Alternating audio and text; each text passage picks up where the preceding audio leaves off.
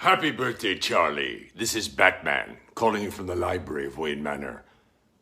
Matt, Pam, and Ellie wanted me to send you this message because they love you so much and they so appreciate having you in their lives. So this is for you, Charlie. I am vengeance. I am the night. I am Batman. Okay, now this is Kevin. Happy birthday, Charlie. Do you know I've been doing this role for 30 years? Isn't that wild? I started in 91 and went on the air in 92. But one of the really interesting things about doing the role for so long, aside from playing this complicated, brooding character, has been this interaction I get to have with the audience, this dialogue that I get to have, because I hear the most amazing stories from people about what Batman meant to them as they were growing up. People who grew up in challenging situations and how Batman was a safe space for them. For an actor to know that their work has been a part of so many lives is such a blessing. It's extraordinary. And I really appreciate it so much. But there's an interesting connection that people have with Batman. It's kind of a personal connection. There's a sense of intimacy there that just doesn't exist for the other superheroes. It's really unique for Batman. And I think the reason is because of all the superheroes, Batman is the only one who's not a superhero. He doesn't have any superpowers. There's nothing supernatural about him. He can't fly. He can't see through walls. He's a man. He's a human being. He's like you and me. He's more like a detective. Some people call him the great detective. But not only is he human, he's a very flawed human. And he knows he's flawed. He's been damaged by life. But Charlie, we're all flawed, aren't we? And we all get damaged by life. So it makes Batman that much more relatable in a way because he's so much like us. What distinguishes him is that no matter what life throws at him, no matter what crisis or disappointment or failure, he doesn't let it defeat him. He doesn't let it make him angry or bitter. He takes the pain that life throws at him and he turns it around and he gives it back to the world as love.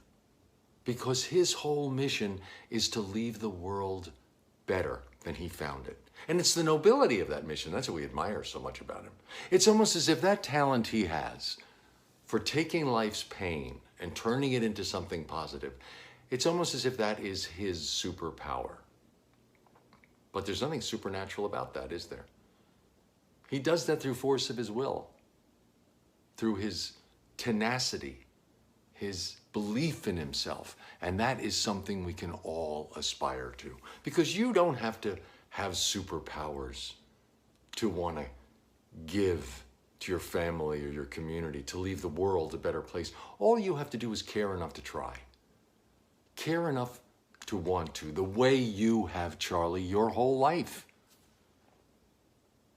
That's why Matt loves you so much.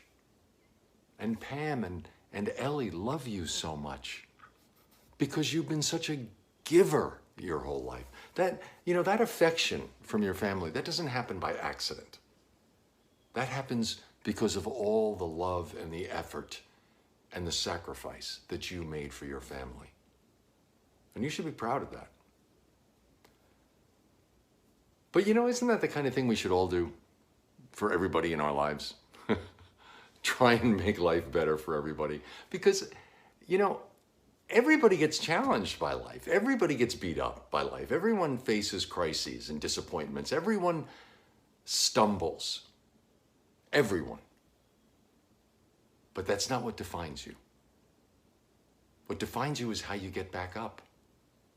How you learn from your mistakes and take that knowledge and get back into life and contribute to the world.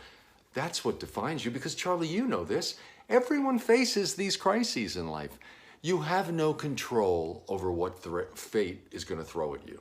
You don't know what's coming tomorrow or next week or next year.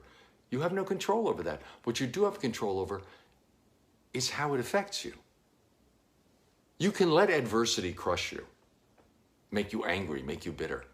Or you can learn from it and take that knowledge and get back into life and contribute to the world. That's a choice we all make every day.